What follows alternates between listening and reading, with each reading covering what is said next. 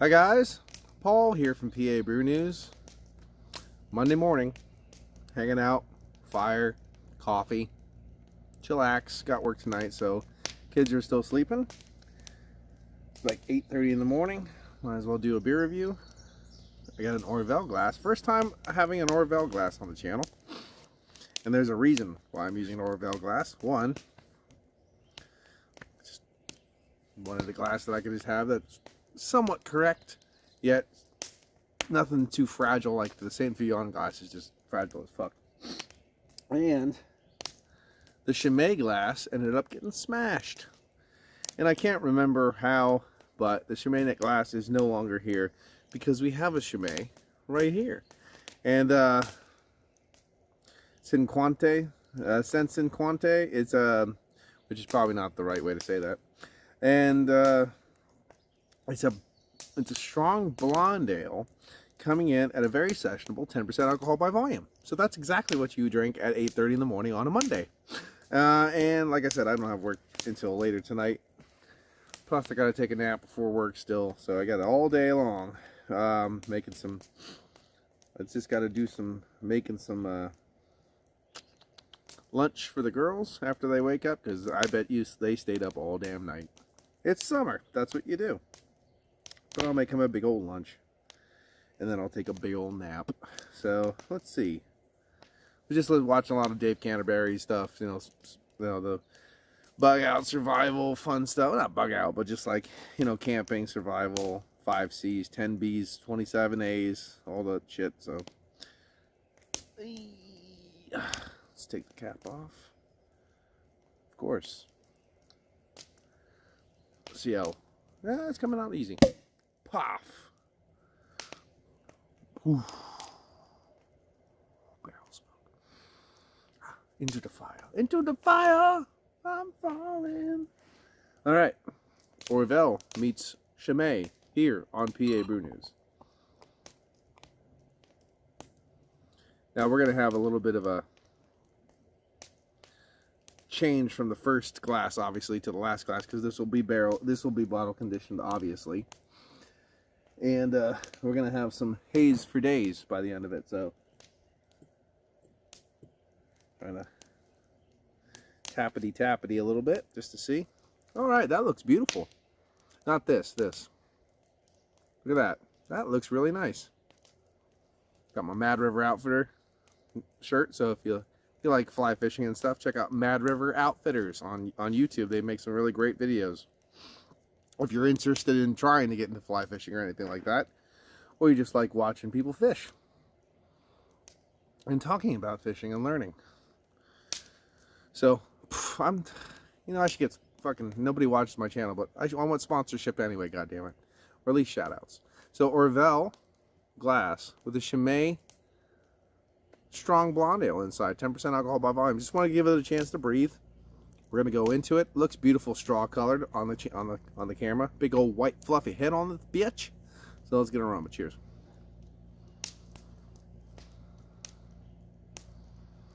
Okay, so just bready, beautiful, like kind of crackeriness.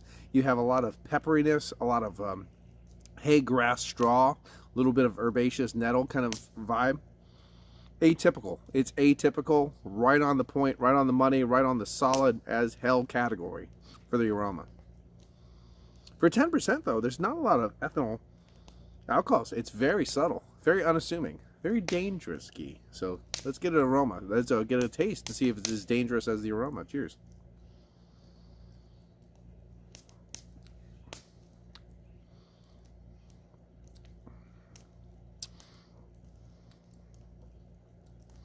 Right here, you can feel it.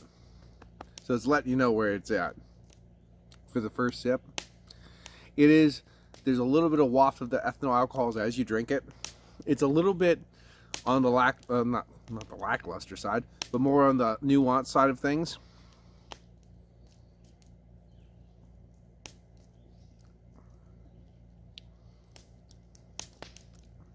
There's a little bit of waft of a citrus tonality that's wafting through here a little bit. Reminded me of a little bit of a lemon.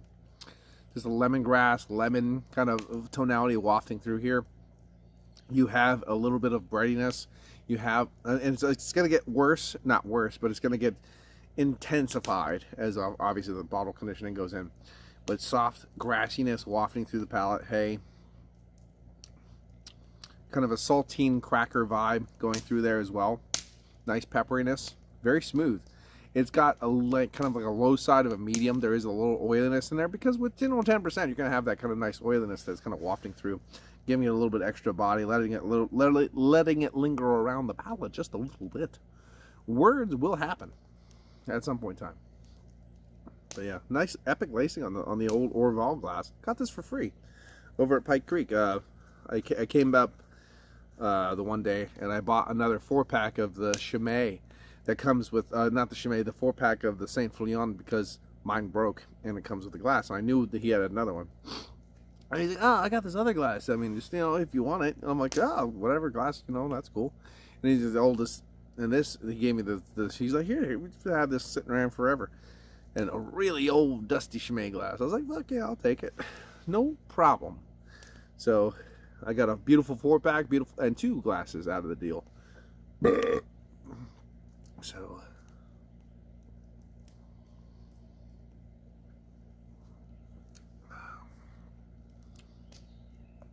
I mean, some people would probably, I doubt that I'm gonna drink the whole thing on camera. That might take a little bit. I'm not really in a chug mood either. You know what I mean? Like drink. So, but this morning has just been nice. My girl just left for work a little bit ago. She had to go home and stuff, but we had woke up early, had made a fire, had coffee, relaxed, quiet. Sadly, a raccoon, which I did end up apprehending, I have to say that, was killing off a lot of my animals, chickens and ducks and stuff. And I thought it was because there was a honeycomb, a hive in my house that we just removed just here this week. A bear ripped a lot of my siding off, so I was thinking the bear was coming back in and nabbing some of the chickens and ducks. Because there wasn't signs of struggles, we were wondering if it was a coyote that was just running in, because they can just grab stuff and take off, you know, whatever. Foxes usually more of a struggle, you know, those kind of things. But so I put a lot of the chickens and ducks and stuff back in the coops, because I got home from Gettysburg, had the kids out for a while, and then I ended up here at Ruckus the one morning at 2 a.m. went out and saw the raccoon in action. He got away, so I ended up getting him. But because I have a lack of ducks now, I have one more, dark-beaked duck, or dark-bill duck we call him. He's got a screwed up bill, but he's kind of quiet, so he does one of those kind of deals. So it's been really quiet, cool, just hearing the nature sounds. The only time it gets loud is when the rooster does that. But I'll tell you what, it's been a real nice morning. It's been cool, which is cool because it's super hot during the day, but it's been down into the 50s at night. So nice morning, relaxing. I just got done talking to her again, and she's like, "Are you doing beer review?" I'm like, "Well, that's not a bad idea." So now here we are, beer reviewing right now. You know what? Honestly, it's so funny because I picked this up in Danville at Maloney's. I've never seen this particular style before of Chimay. So, you know, because they have the reds and the blues and the whites. Now there's a green. You know what I mean? And of course, obviously, they're all different styles to a certain extent. So it's cool that I've never seen. I was like, well, fuck yeah, I've never seen that. I just ended up doing a strong blonde ale from Saint Fleon too recently, and I actually did a Rochefort Trappist Tripel, so that was cool. I've been hitting some of the traditional styles more often. I do have a craft beer in there. It's a barrel-aged Irish coffee stout from Empire. I'll have to review that, but most of the things, like I had a Corbinian recently, I had some of those things. I have a German Pilsner to drink that I've never seen before. I'll try to kind of called Bitzer or something like that. It was in cans, 4-pack. Fuck it, I'll get it. But I've definitely been on the more traditional styles lately. kind of Rod J asked too on his channel if people are getting over like IPAs and stuff like that. And I'm like, I'm not getting over IPAs. I'm far and well over hazy IPAs. One, it's because that's fruited fucking crap ass sours, and hazy IPAs seem to be the only thing people are doing, which is annoying. But the amount of just poorly done ones is overwhelming, if you know what I'm saying. New Trail, I like their hazy doubles, but even they get so, alright, it's gonna hit the same thing, it's gonna have the same thing after a while, you know what I mean? So, yeah. So I've really been hitting the traditional European stuff, and I'm gonna try to get a list together and start bothering, because sometimes you don't know until you ask. I'm gonna get a list together of some just cool Europe imported stuff from places, and just see if anybody can get them. Because I, like, for instance, like, I haven't had a Cunning Ludwig dark beer, Dunkel lager, in a long time. I actually just happened to have a Maximator from Augustina Brau when I was down in Gettysburg. I went to the German restaurant, so yay, got a chance to have that one, and their Muschen pills, or lager. Yeah, so I knew this was going to be a rambly review, and it turned out to be one, so I just wanted this to breathe and do its thing, so.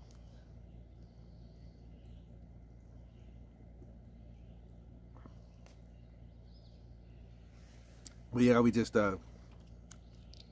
spent, I gotta trim my mustache.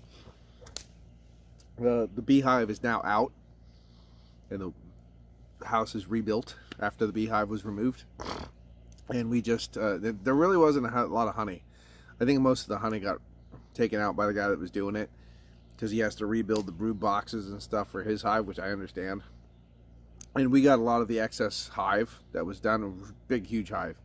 And what we did was, we got some honey out, and of course, you know, you're doing that the whole time you're working with the stuff. So we got a lot of honey in the bellies at the end of it, but we didn't get a lot of honey overall. But we did boil down all the hive, and now we have a big bag of wax that we're gonna purify one more time, and then we're gonna just start making some stuff for the house, some candles, some balm, some even soap, where we can make it. There's stuff, just a couple things around the house. I might make a little, if I can find some petroleum jelly and stuff like that, I might make one for candles. Like I just throw, like a salve I can throw in my backpack. So if I want to make a quick oil lamp candle or something like that, I can use one with different stuff. So you can make it like a medicinal one, where if you get cuts, you can put it on the stuff. So just make a bunch of stuff. We're trying to get more off the land kind of crap too, going around and looking for different plants and trees and funguses and stuff, and we're making some reishi mushroom medicine right now. I saw this thing called self-heal, which is a plant you can dry out, make teas out of and things, and you can add it to balms and stuff. So we're gonna collect that today, probably. Just a lot of shit like that, just stuff. And the more you know, you're walking outside and things and having a good time, the better you feel anyway. So I need to go full scale on that and start doing things like that, and then start exercising and start eating better, because I am fat, with a capital fat. So yeah, a lot of things need to get better, but whatever. I'm 40 now, so yay, everything's falling the fuck apart and I look like shit. Ding dong. At least there's beer. Ding ding.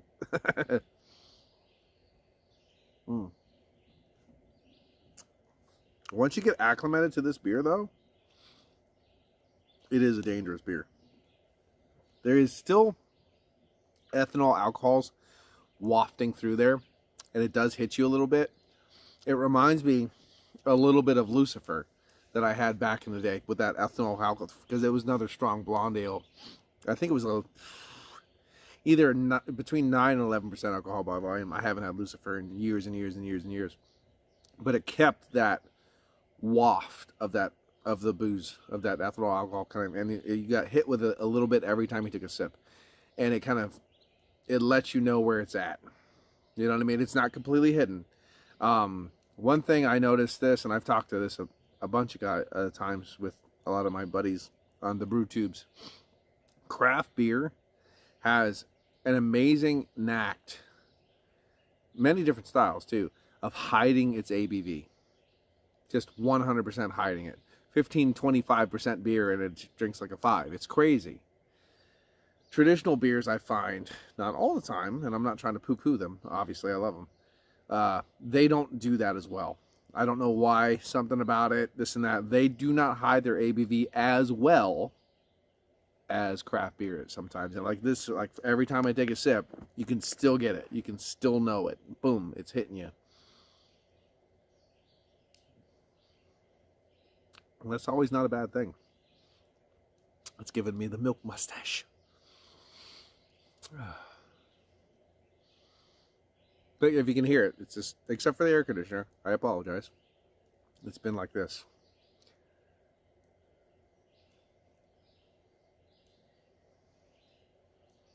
Pretty good. And honestly, I think there was only like 2 people that drove by so far.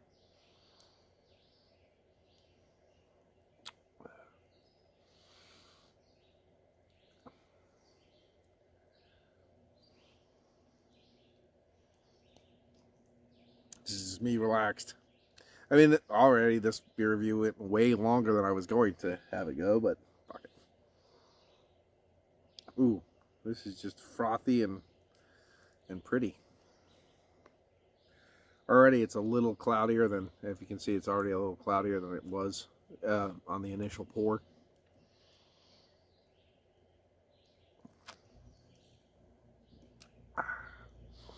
So, gonna try, I got some brew in the bag stuff. Not the stuff to brew in a bag, but the actual bags, because I'm not ready to do, I'm building a, I'm going to try to get back into it, because I was doing it and then I fucked off. I'm going to try to brew an all-electric brew system, and I have the shit to do it, or build an all-electric brew system. I have the shit to do it, I just haven't got done doing it yet. But for right now, I have the base vessels, and I have the thing you take in and out and all that bullshit that I've been getting around. It's going to be great for a brewing bag, just on the stove, because I kind of want to get off the stove top, if you know what I'm saying. And I don't have one of the kind of the turkey cookers, the, you know, the big metal thing with the propane tank shit. I don't have that. So me personally, I like the idea of electric anyway. Not saying I would like to not brew in a power outage. I would love to brew in a power outage. I'm just saying I like the idea of temperature control of the electric.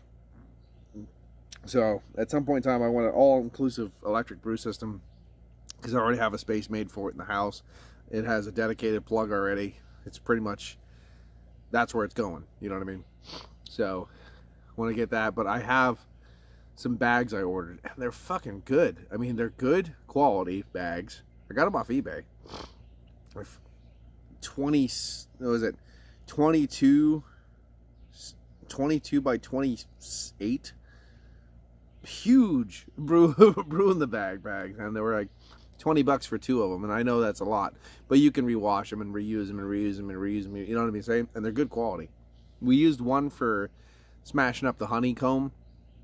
So that one we did wash and boil a bunch of times, and you know, it's beat up, it's waxed, if you know what I mean, to a certain extent, but there's no reason why you can't use that one too. So I'll be doing that here probably next week. This week I have to work a bunch of days. I have to work 6 days, 6 12s, covering for somebody. But next week I won't. So probably try to do a brew here. I'm trying to just talk to her and see what you want. What I was thinking about doing, because I have a bunch of I know this is, fuck it, we're rambling, all right? I'm allowed. It's my goddamn channel.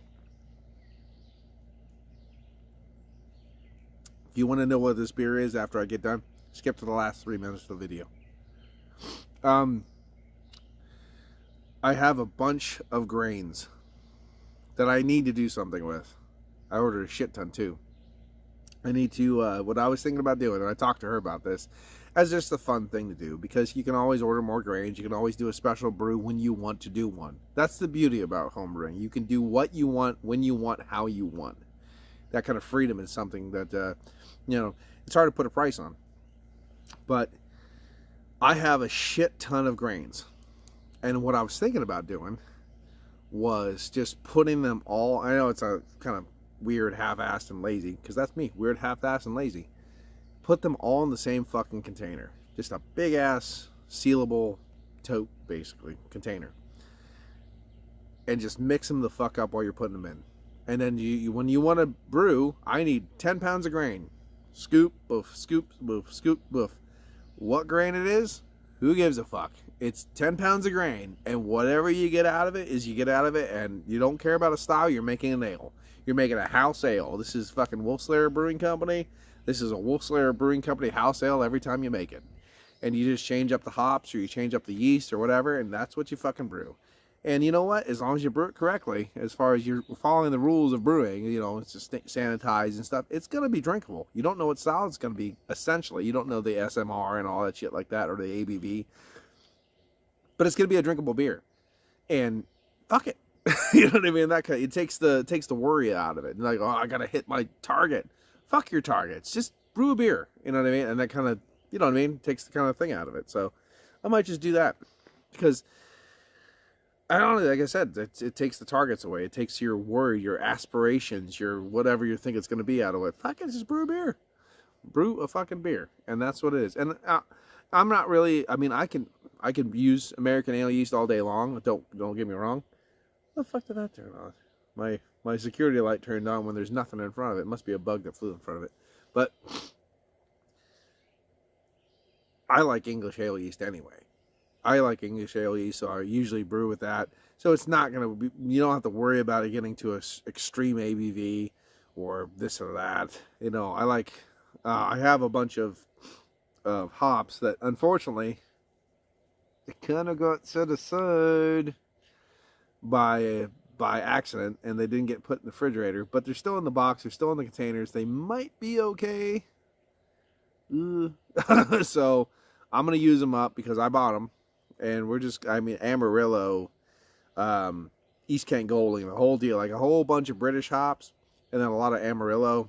I think there was some Mosaic in there too. I can't remember. But I'm going to go through there, just brew a bunch of beer. Fuck it. Because I told her, I said, no, honestly, I love buying beer. I like going to the beer shops. I like going this. I mean, we might take one more trip up to Pikes Creek, buy some old cases just for fun. I said, we really need to start brewing because this shit is expensive. Because I don't know about you, I can't afford gas for my fucking truck, let alone food, let alone beer, let alone bills. You know what I mean? So it's about time. Yeah, I think it is time. It is time for brewing. It is time for Homebrew Wednesday to be revitalized at PABrewNews, baby. Plus, it would give me an excuse to talk to fucking Kevin and SJ and everybody. Anyway, if I start doing Homebrew Wednesday again, we could ship out some beers. I could take some beers down to SJ and stuff. That'd be all right. No, because I want to go down to his place anyway and help him harvest some hops. I was talking to him about having my girl and I go down so they can meet each other and help harvest some hops, see if I can get some rhizomes off them, whatever the fuck that means. I like to do some hops. I have a area that I kind of designated, like, we are growing hops here. That kind of, and she's like, yes, we are. I'm like, yes, we are. So right over there on the shed, I'm going to put some lines down. I want to grow my own hops because I really want to switch. One thing I noticed I want to do with the Homebrew Wednesday thing is I want to switch to whole flower hops. I don't want to do pellets anymore. They are a pain in the ass. So I want to do whole flower hops from now on. So I want to grow my own if I can. Which this area should probably be okay with it. It is rambly review for sure.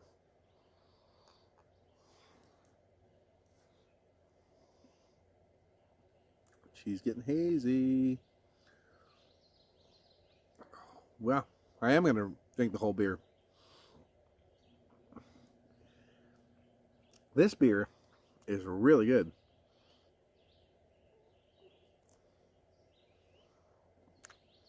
And I have a lot of facial hair that's catching it all. I was going to say, it's coming my way, but it's not hitting me in the face, so that's pretty good.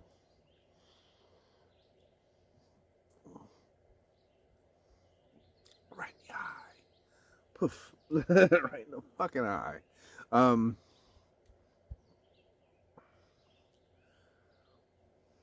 going to put it all in. This is a really good beer. Let me see if I can find some information on it other than that.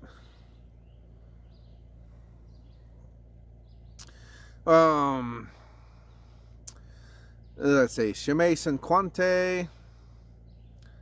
Chimay Cinquante is a strong, sophisticated, and refreshing blonde ale with a balanced flavor and floral fragrance, combined with hints of dried fruit and spices. Now I got a pepperiness. I said I have a little bit of like a lemon thing going on. I don't have too much like fruity stuff other than that. And if there's the only spice I could say that might be in here besides that peppery, nice, beautiful pepperiness, is a hint of coriander. And even that's kind of like, it's mixing with a lot of that ethanol alcohol. And the ethanol alcohol that's in here isn't really bringing a lot of dark fruits or anything like that. So I don't know what kind of fruits they're talking about. But there is definitely a hint of a citrus lemon quality. Let's see. So when you hear like hints of dried fruit and spices, I mean, I don't know about back then or when they started brewing this, but like to me that means like more of the dates, figs, raisins, things like that. Nutmeg, clove. I mean, those kind of winter warmer almost. My mind kind of goes into a winter warmer mindset. The exceptional yeast isolated by Father Theodore combines with purity of the highest protected water of the Abbey's wells give Chimay a unique richness. Since 1862, Chimay's ales have been fermented in the bottle. These secondary fermentation ales have neither been pasteurized nor filtered, as only natural ingredients are used. The Trappist logo certifies that this ale is brewed in a Trappist abbey, and that the majority of the profit is indeed for social aid. Contains barley and wheat for ghee. Caution. Contents under pressure. Use extreme caution and point bottle away from yourself. The funny thing is, this opened like a dream. I don't know why. I had a lot of old Corbinians over the years, and they've been great. The last 2 or 3 Corbinians I bought from Maloney's, for some reason, blew up all over me every time I opened them. I don't know, and it's so funny because I never expect it, because I've had so many, and the last 3 I've opened blew up all over me. I'm like, motherfucker. So, like, you never know what to expect with the Spanish Inquisition. Our chief weapons are fear and surprise. Our 2 weapons are fear and surprise. And Ruth is efficient. Oh, coming again. Okay, there's a wiggy scan this fucking code on there, which I don't understand. Chimay.com, what the fuck? EastSpaceChimay.com. Might have to check it out. Global Beer Network. All this new shit I don't understand it.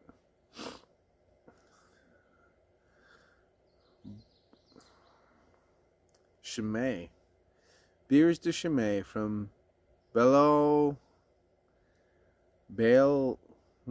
do you say it? Belle? I don't know how to say that actually. It's Belleaux? Baileux. Belleaux? I don't know. I don't know how to say that. Belgium. I've never been to Belgium. guy named Peter I used to talk to was from Belgium. He did some of the logos from my bands. He was a really good guy. I need to talk to him again. I don't know. Shit, fucking MySpace closing, stuff like that. Blah, blah, blah. You lose contact with so many cool people. 10% alcohol by volume. I was looking for a date on this bitch. It's 150th, it says right there. If you can see the 150th thing right there. I don't know if that'll help.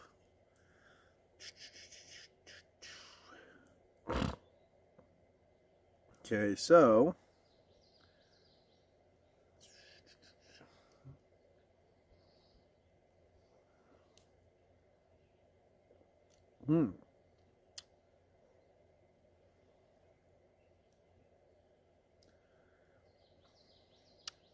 I am dyslexic as fuck, but I'm giving this a go.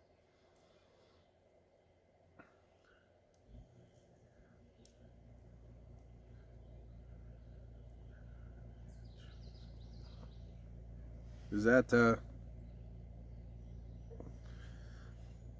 can't be that, can it? 10, 10, 2000. No way. I said this the 150th, and they've been around since 1862, which would make this a 2012 if you went by that. But no way in fuck, this is 2012. Maybe. You never know, I guess. Maybe. Well, this is completely ramble. Well, I don't read anything I buy anyway. I think reading and researching and stuff, it ruins the whole thing. It ruins the whole thing. You know this if you watch my channel enough. But 2012, I wouldn't think, maybe. I was going to say the Chimay.com bullshit's all over the bottle and stuff by 2012. I guess so. That's when I kind of started the channel for PABrewNews. I don't think this is 2012. But it doesn't have any dates. It doesn't have any dates anywhere. It has a lot number, L21791. That's it. I guess if you scan this thing, though, it'll probably give you all the information in the world, and I don't know how to do that, so, because I'm stupid, very old and stupid. See that? Oh, that shit. That means I'm old. It's kind of funny too. I'm watching some of my buddies, like Joe and stuff like that. We're getting fucking old. Because remember when you didn't have all that shit in your face? I remember. Jesus Christ, we're getting old, bud. Let's see. I just love that.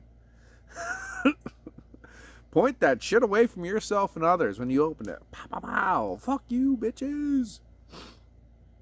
Bottle tag. Shake, shake, shake. Pow. Well, anyway. I mean, I've had a fun time drinking it. I've actually had a pretty good time talking to you guys about it. No joke. 150 makes this I think it makes it a 2012. But I don't think so. Authentic Trappist product, baby.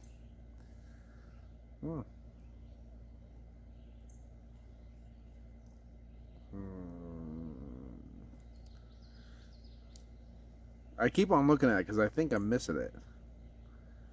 I don't see it. Usually they have fucking pretty nice dates posted right on the goddamn thing, though. And I don't see it. It's that month, day, year, I think. Month, day, year.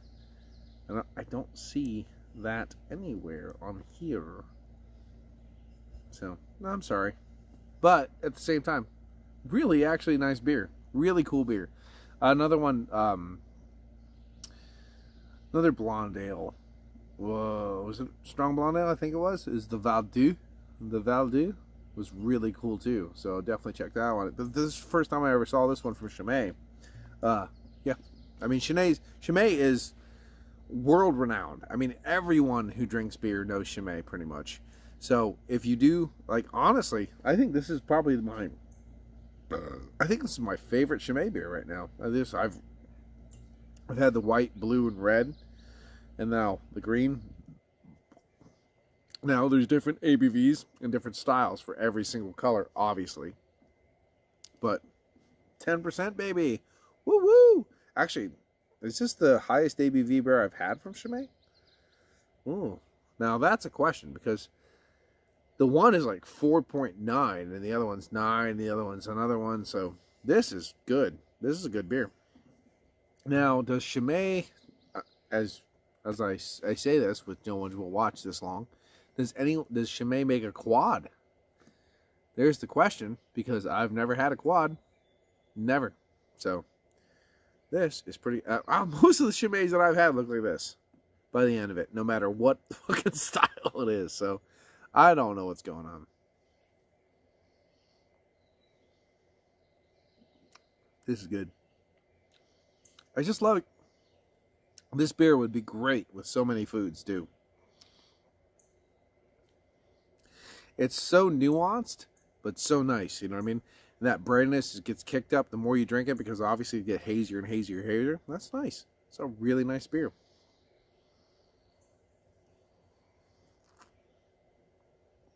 Glass ain't bad too. It's actually a pretty nice glass. I hate Orval. I can't stand it. Sorry, Lee. Like, I've had Orval different years, different vintages, different this, different that. I just cannot do Orval. I can't do Day Rank 2X Bitter either. I just think it's not my thing. I won't even say it's shitty. It's not my thing. You know what I mean? And I'd probably send this to Lee if he wanted it, but he's probably already got an Orval glass because he really likes Orval. Actually, I think I've seen him drink Orval out of an Orval glass already, so there you go. I just can't do it. I just don't know what it is about Orval. I just really don't like it. No matter how many times I've had it. It's just this weird, weedy mint crap. Sorry. I don't know. I mean, it's Orval's this one that I can't even explain it, because I can't even say the tasting notes that I'm trying to talk about, because I can't remember it off the top of my head. But every time I have Orval, I just don't like it. But this I like. I like a lot.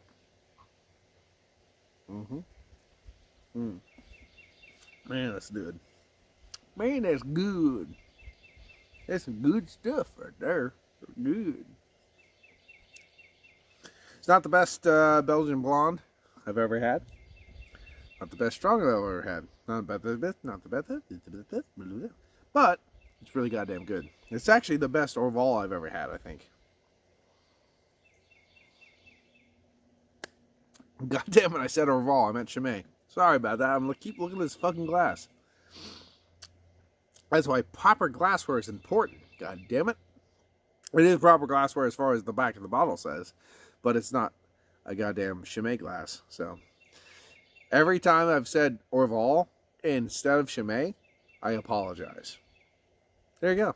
I don't even have to put it in the comments now. Sorry about that. No, I'm saying it in the fucking video because I realized I probably did that about 16 fucking thousand times.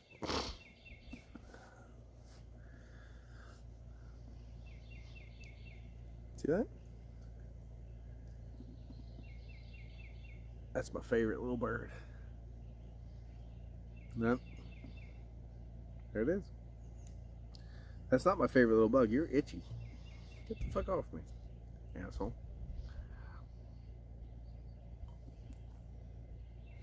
It's pretty much this is pretty much what the morning has been.